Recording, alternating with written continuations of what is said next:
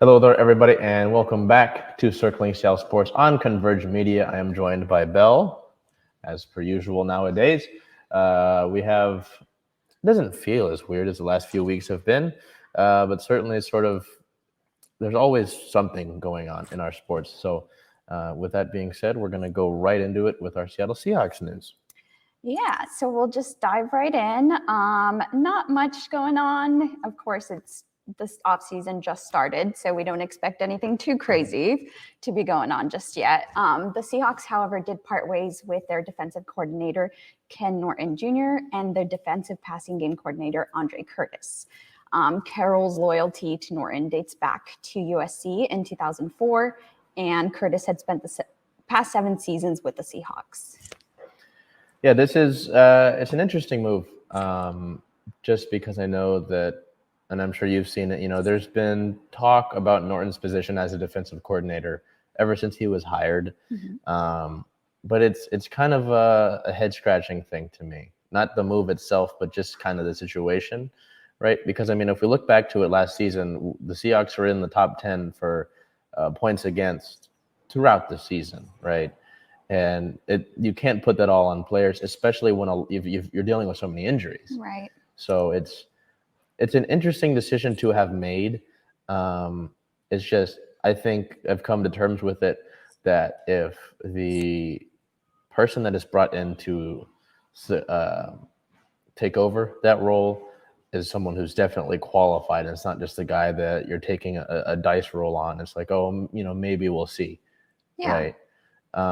And there is someone from the Seahawks that's currently a candidate for that, Clint Hurt, who is currently the Seahawks defensive lineman coach, who is also being pursued by the Miami Dolphins for the defensive coordinator position. Yeah, so you're looking at an inside hire potentially.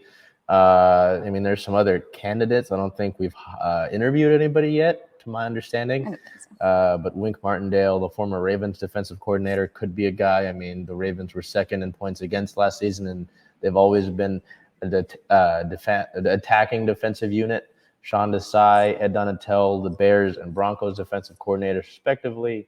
And then Joe Witt Jr. under Dan Quinn, former Seahawks defensive coordinator, down now in Dallas.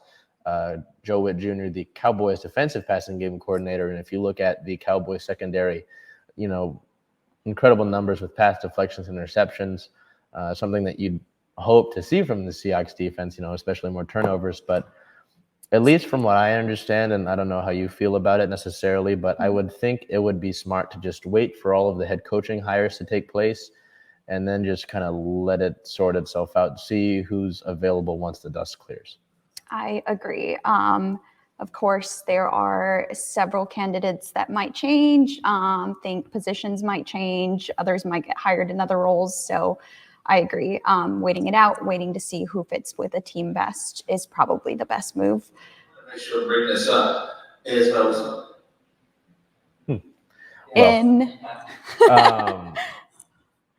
In league news, the NFL has updated its COVID protocols, so they will eliminate distinction between vaccinated and unvaccinated players for daily testing.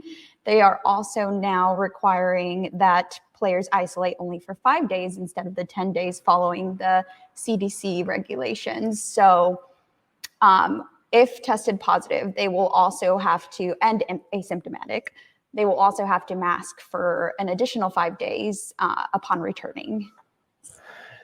Yeah, certainly interesting to see that sort of stuff change, especially as we get, towards conference championship weekend and the Super Bowl, see if that plays a role in anything, especially, considering it back to last season where that was kind of where it's like, hey, you could have guys out for the Super Bowl because of COVID, but yeah, relatively short week and Seahawks kind of stuff because that was it, right? It was Curtis and Norton out, and then that was kind of, I know the Seahawks announced their official season in review after we did ours, and it was relatively similar, which is interesting to note.